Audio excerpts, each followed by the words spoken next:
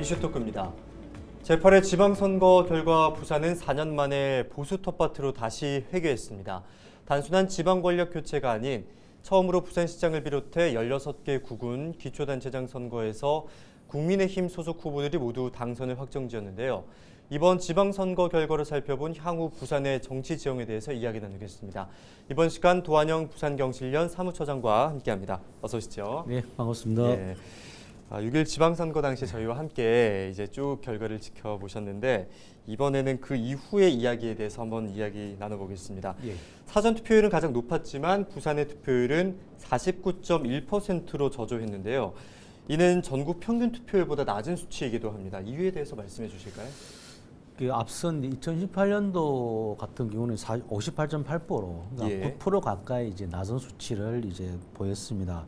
아무래도 이제 그 전반적으로 우리 국민들과 유권자들의 그 이번 지방선거에 대한 관심도 자체가 좀 낮다, 열기가 낮았다라고 볼 수 있을 것 같은데요. 예. 아무래도 지난 3월 대선을 치른 뒤 얼마 되지 않아서 아무래도 현 정부의 힘을 좀 실어줘야 되지 않을까라고 하는 이런 부분들이 좀 심리들이 많이 작용했을 것 같습니다. 그리고 이제 투표율이 보통 높은 이유는 아무래도 이제 정치에 대한 불만, 현 정부에 대한 불만, 정권에 대한 불만, 아무래도 정권 심판에 대한 이런 여론들의 분위기가 좀 많이 높아야 투표와 정치 참여에 대한 좀 직접적인 행동들을 취할 건데 정권 출범 한 3주밖에 되지 않다 보니까 정권 심판에 대한 이런 부분들은 사실상 힘을 갖지 못했던 일하다 보니까는 그런 또 이렇게 투표로 우리 시민들이 유권자들이 많이 가지 않았다고 보여지고요. 또 하나는 이번에는 뭐 당연히 좀 국민의힘이 되지 않을까라고 하는 좀 기울어진 운동장에 대한 이러한 심리들이 좀 많이 작용을 함으로써 우리 시민들이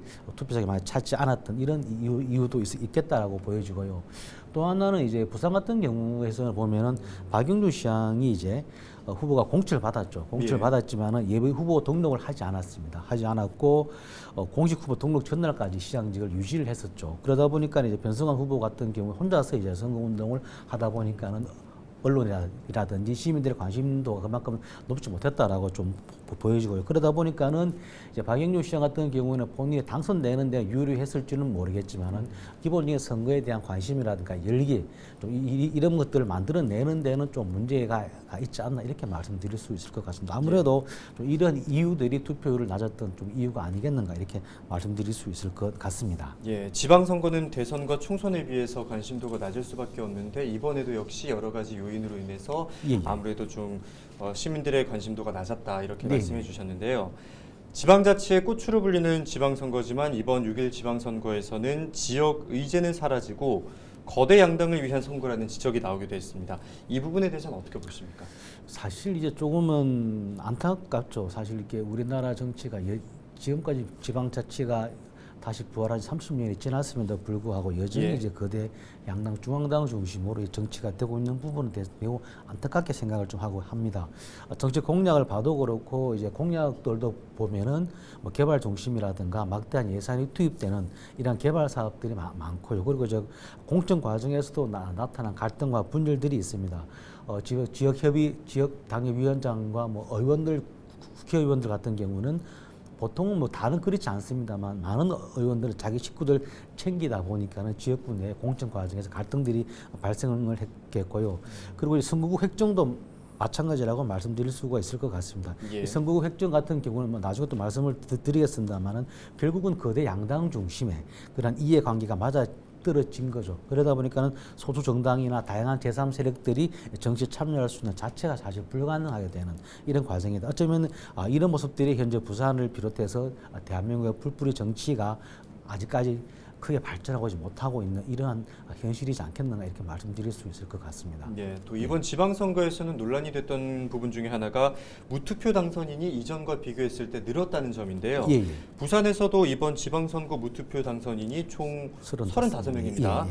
이런 일들이 생긴 이유가 뭘까요? 사실 이제 무투표 당선 자체가 제가 볼 때는 있으면 안 됩니다. 예. 있으면 안 되고 없어야 되는 문제인데 사실상 유권자들 같은 경우는 선택할 수 있는 기회 자체가 박탈당한 거기 때문에 실질적으로 있어서는 안 될 일이라고 좀 보여지고요.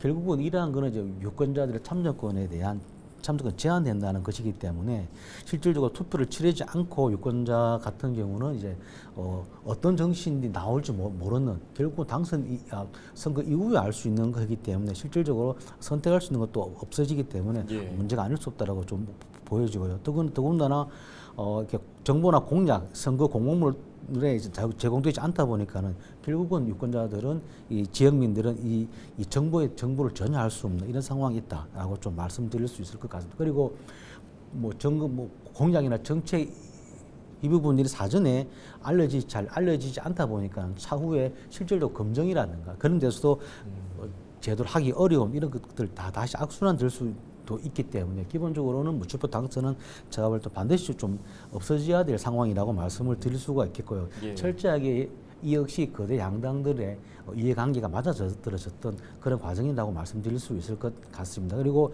사실 이제 역대로 보면은 지방선거에서는 부산 같은 경우는 이제 기초의원 지역구 같은 경우에도 군소정당들이 당선자들이 없지는 않았습니다만 2018년 이후로 2018년도 한 명도 없었고 지금도 한 명이 없는 그리고 기초의원 비례도 없는 이런 상황이기 때문에 기본적으로 이런 부분들은 좀 반드시 극복돼야 되지 않을까 이렇게 드리고 싶습니다. 예, 경쟁 없이 무투표로 당선이 된다면은 유권자들의 입장에서는 합리적으로 검증할 수 있는 기회가 사라지기도 하고, 그렇죠. 예, 또 참정권도 박탈된다. 네, 나중에 당선되고 나서 활동을 한다 하더라도 과연 이 사람이 애초에 어떤 공약과 어떤 국민들과 시민들과 어떤 약속을 했는지도 알 수 없기 때문에 향후에 대한 실질적인 검증들도 또 다른 문제들이 발생하지 않겠는가 이렇게 말씀드릴 수 있을 것 같습니다. 예, 그렇기 때문에 무투표 당선은 없어져야 한다 이렇게 예. 입장을 말씀해 주셨는데 선거 결과를 살펴보면 이렇다 할 접전조차 없이 상당히 큰 격차로 인해서 국민의힘 소속 당선인들이 승기를 잡았습니다. 더불어민주당 소속 기초단체장들의 구정평가가 좋은 분위기였잖아요. 네네. 근데 선거 결과는 달랐습니다. 어떻게 보십니까? 아무래도 이제 앞서 말씀드린 대로 이제 투표율하고도 좀 관련이 있겠다라는 말씀 드릴 수 있을 것 같고 투표율 자체가 원게 좀 높지는 않았습니다. 그리고 부산 같은 경우에는 전통적으로 이제 보수 성향이 강하죠. 그러다 보니까는 결국은 이제 결집하는 지지 세력들이 보수 성향이 강하다 보니까 자연스럽게 이제 보수를 좀 지향하는 국민의힘 후보들이 많이 당선될 수밖에 없는 그렇게 귀결됐다라고 말씀드릴 수 있을 것 같습니다. 그리고 문제는 뭔가라면은 국민의힘 후보들이 많이 당선되는 것도 당선이 되는 거지만은 상당한 격차가 많이 발생을 했습니다. 예. 기초 단체장을 비롯해서 광역 의원들 전반적으로 보면 상당한 격차들이 발생했다는 건데 사실 이 부분은 제가 볼 때는 민주당을 지지하는 이런 많은 세력들이 투표를 잘 하지 않은 결과이지 않을까라는 이런 생각이 되어집니다. 기본적으로 보수 세력들은 좀 결집을 한 반면에 어쩌면 민주당 지지 세력들은 오히려 결집을 덜한 어차피 해도 안 되지 않겠는가라고 하는 이런 심리가 좀 발생하지 않았겠는가 이런 말씀 드릴 수 있을 것 같고요. 또 하나는 어차피 해도 안 되지 않겠는가라고 이런 어떤 심리들이 작용을 해서 좀 민주당 세력들이 좀 하지 않았다. 그리고 또 하나는 제가 볼 때는 여전히 이번 지방선거 역시 지난 3월 대선과 마찬가지로 민주당 정부에 대한 전 정부에 대한 심판이 훨씬 더 강하게 작용했다. 특히 부산 같은 경우에는 오거돈 전 시장을 비롯한 부산 민주당에 대한 우리 시민들이 다시 한번 평가하는 심판하는 그래서 아무래도 지난 3월 대선에 이어서 또 다시 전 정부를 좀 심판하는 어쩌면 이런 분위기가 훨씬 더 이번 지방선거에서는 강하게 드러났고 그것이 이제 국민의힘 후보들의 압승으로 나타난 결과이지 않을까 이렇게 말씀드릴 수 있을 것 같습니다. 예, 부산시 의회는 여대 야소 구도라기보다는 한 정당이 대부분을 차지하는 구도가 형성이 됐는데 이런 정치 지형에 따른 기대와 또 반면에 우려스러운 부분은 어떤 것들이 있을까요? 제가 볼 때는 기대할 수 있는 부분들은 이렇게 많이 없다라는 이런 생각이 들어지고 오히려 이제 행정과 의회가 이제 같은 정당이다 보면은 실질적으로 견제 기능이 부족할 가능성이 많기 때문에 적절한 견제가 저는 되게 중요하다고 보여지는데 이번 지방선거 결과가 그렇게 되지 않은 부분에 대해서 좀 안타깝다 이런 말씀을 좀 드릴 수 있을 것 같고요. 다시 부산이 이제 일당 독주의 시대가 도래했는데 예. 실질로 적절한 균형과 견제가 매우 필요하고 중요한데 어쩌면은 이제 우리 부산의 우리 민심들은 다시 이제 보수를 이렇게 지지하는 지원하는 이런 분위기에서는 어쩌면은 이제 그 지방의회 같은 경우는 행정에 대한 이런 견제력들을 더 많이 키워야 되는데 과연 어느 정도의 그런 영향들을 발휘해서 시행정에 대한 적절한 견제를 할 수 있을지를 우리가 좀 더 지켜봐야 될 거라고 보여져요. 예. 정확한 수치는 제가 좀 더 봐야 되겠지만은 42명 중에 한 30명 넘게가 초선인 것으로 시의원, 광역의원 같은 경우 그렇다면 그렇기 때문에 우리 이 초선 광역의원님들께서 하루빨리 좀 전무성이라든지 자기 어떤 영향들을 좀 더 많이 발휘해서 시 행정에 대한 적절한 견제를 해주는 것이 어쩌면 부산의 발전에도 대단히 중요하다고 보기 때문에 좀 이 부분에 대해서 제 9대 시의회 같은 경우는 좀 많은 노력들이 초기부터 좀 필요하지 않겠는가 이렇게 말씀드릴 수 있을 것 같습니다. 예, 일당 독주 체제 속에서 건강한 균형과 견제가 이어질 수 있을지 또 이거 지켜봐야겠고요. 지켜봐야 될 것 같습니다. 6일 지방선거에서 당선된 부산 지역의 보수 중에 소수 정당 후보가 한 명도 없는 것으로 나타났습니다. 군소 정당들이 설 자리를 잃었고 또 여야 맞습니다. 정당의 독주 체제는 더 견고해졌는데요. 이런 부분에 대해서는 어떻게 보십니까? 사실 이제 뭐 정말 안타깝게 생각을 하고요.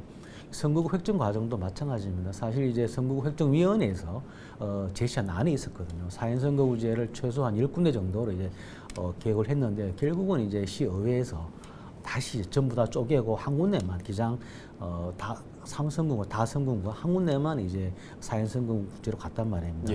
그 사인선거구제도 늦게 결정이 되면서 결국은 군소정당 후보는 그 지역구에는 구의원 선거에는 후보를 내지를 못했거든요. 결국은 이제 이 거대 양당들의 어떤 이해와 타산이 정말 잘 맞아 떨어지는 이해 당략에 철저히 움직이는 바람에 실질적으로 군소 정당들이 갈수록 설 자리를 잃게 되는 이런 부분은 반드시 좀 극복이 돼야 될 거라고 보여져요. 우리 부산의 정치 발전을 위해서도 제3의 정당들이 있어줘야만 더욱더 적절한 견제와 균형이 만들어질 수 있을 거라고 보기 때문에 좀 이 부분을 위해서는 정치 제도도 일정 정도 바꿀 필요가 있을 것 같고요. 그리고 두 거대 양당들이 일정 정도 정치 발전을 위해서 한번 좀 양보할 수 있는 것도 좀 필요할 거라고 좀 보여집니다. 또 하나는 구소 정당들 역시 좀 인물을 발굴한다라든지 좀 지역의 이슈를 좀 더 많이 개발해서 실질적으로 제3 구소 정당으로서의 어떤 개혁적인 정당으로서의 그러한 이미지와 함께 실력들을 좀 더 발휘하고 그 시민들에게 많이 보여줄 필요가 있지 않겠는가 이렇게 보여집니다. 예, 구조적인 문제 이후에도 또 이제 군소 정당이 살아남기 위한 혁신을 좀 그렇죠. 일으켜야 자기 한다. 노력과 준비도 많이 필요하지 않나 이렇게 보여집니다. 또 이번에는 결과가 생각보다는 조금 빨리 나온 편 아니겠습니까? 맞습니다. 그 중에서도 박형준 부산시장이 다른 후보들과 큰 표 차이를 보이면서 재선에 성공을 했습니다. 이제 1년 시장을 운영한 이후에 이번에까지 포함하게 된다면 5년 정도 시장을 운영하게 되는데 이번 지방선거에서 내세웠던 공약이나 이전의 시장 운영을 고려했을 때 향후 부산의 시정 방향은 어떻게 볼 수 있을까요? 사실 이제 제가 볼 때는 그 작년에 재보궐선거로 이제 박영준 시장이 당선됐죠. 지난 1년을 본다라면은 그렇게 뭐 시민사회라든가 시민들과 많은 소통을 했다라고 보지는 않습니다.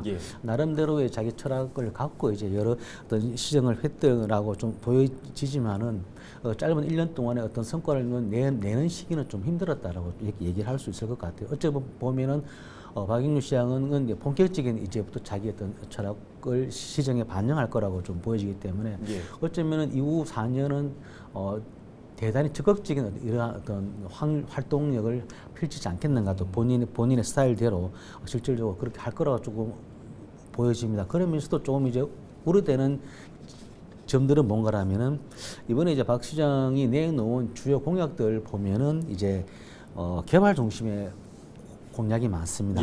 그리고 특히 이제 해상 신도시 건설이 좀 대표적인 거라고 말씀드릴 수가 있겠고요. 실질적으로 또다시 바다 위에 난개발을 만드는 것이 아니냐라고 하는 이러한 우려가 없지는 않습니다. 그렇기 때문에 좀 이런 부분들에 대해서는 조금 더 이제 신중한 검토가 좀 필요하겠다라고 좀 보여지고요. 그에 반면에 사회적 약자라든가 서민들을 위한 공약에는 주요 공약은 잘 보이지 않습니다. 그렇기 때문에 어쩌면 향후에는 이런 부분들이 조금 이제 박영준 시형 같은 경우에는 좀 갖춰줘야 될 거라고 좀 보여지기 때문에 좀 이 부분에 좀 더 많은 어떤 정책이라든가 활동들이 좀 필요하지 않겠는가 이렇게 말씀드릴 수 있을 것 같습니다. 네, 정책과 활동 부분에서 미흡한 부분을 보완하고 또 시정의 연속성을 또 기대할 수가 있잖아요. 예. 또 부산의 현안에 대해서도 짚어보겠습니다. 국책 사업이 있기도 하고 중앙의 지원이 필요한 대규모 사업들이 있기도 합니다. 지방선거 이후에 이런 사업들이 어떻게 추진될 거라고 보십니까? 그 박영준 시장이 당선되고 나서 바로 이제 했던 얘기가 보니까는 이제 그 얘기한 것 같아요. 이제 중앙 정부와 적극적인 협력 관계가 좀 잘 이루어지고 왔고 나름의 성과가 있다라고 말씀을 하셨기 때문에 뭐 2030 뭐 엑스포 유치라든가 이런 데서는 제가 볼 때는 좀 중앙 정부의 전폭적인 지지나 지원들이 있을 것 같다라고 좀 보여집니다. 그리고 이제 뭐 불경 메가시티라든가 이런 사업들에 대해서도 나름대로 어떤 중앙 정부의 어떤 지원들이 있을 거라고 좀 보여지는데요. 하나는 이제 가덕 신공항 부분에서는 조금 다를 수도 있다는 생각도 해집니다.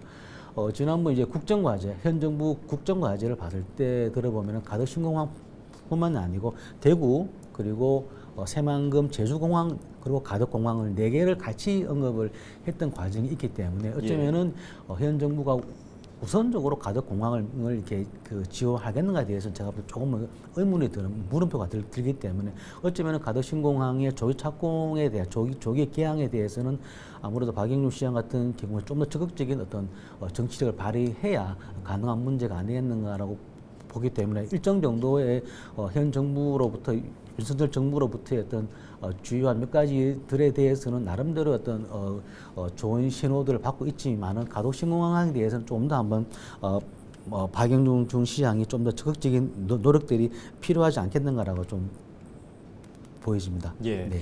지역의 일꾼을 뽑는 선거긴 하지만 대선의 축소판이라 불리는 등 지방 없는 지방선거 이런 평가가 있었는데요. 지방자치가 강화됐다고 하긴 하지만 아직도 중앙정치의 그늘에서 벗어나지 못했다 이런 평가도 있는데 어떻게 보십니까? 사실 이제 그런 부분들에 대해서 여전히 우리가 좀 극복해야 될 문제라고 좀 보여집니다. 앞서도 말씀드렸지만 특히 공천의 문제에서 결국은 이제 국회의원들, 정치인들, 중앙당의 눈치를 볼 수밖에 없다 보니까는 과연 이분들이 결국은 중요할 때는 중앙당에 그리고 중앙 정치인을 기댈 수밖에. 그래서 그런 것들이 아니라 좀 지역민들을 보고 지역민들과 소통을 해서 지역 문제를 현안 문제를 해결하기 위한 이런 데 좀 더 많은 힘들과 노력들을 기울여야 될 건데 오히려 그렇지 않은 측면에 대해서는 아직까지 우리 정치가 중앙당에 대한 중앙 대선의 축소판 이렇게 얘기가 나올 수밖에 없지 않겠는가라고 좀 보여지기 때문에 결국은 제가 볼 때는 정치 제도에 대한 이런 부분들도 바뀌어야 되겠지만 결국은 시당들이 뭐 민주당이든지 국민의힘 시당들이 조금 더 많은 어떤 인물을 발굴하고 지역 현안 문제와 정책 대안들을 키워내는 이런 힘들을 많이 키우는 것이 어쩌면 무엇보다 좀 더 중요하지 않겠는가 이렇게 좀 보여집니다. 네, 지방 분권과 관련된 내용에 대해서 말씀해 주셨는데요. 이제 끝으로 당선인들에게 바라는 점에 대해서 한 말씀해 주실까요? 네, 일단은 뭐 박영준 시장이냐 뭐 기초자치단체장들, 뭐 광역의원, 기초의원들 뭐 당선된 부분들은 뭐 축하를 드려야 되겠죠. 드리는데 어쩌면 이제 일장 독주에 대한 이런 부분들에 대한 우려가 없지 않기 때문에 이 부분에 대한 좀 더 많은 우리 고민들과 관심들이 필요할 거라고 좀 보여지고요. 박영준 시장 같은 경우는 좀 시민 중심이라든가 열린 시정 그리고 자연과 생명이 조화로운 도시를 구현하기 위한 이런 부분에 좀 더 많은 노력들을 좀 해줬으면 좋을 것 같고요.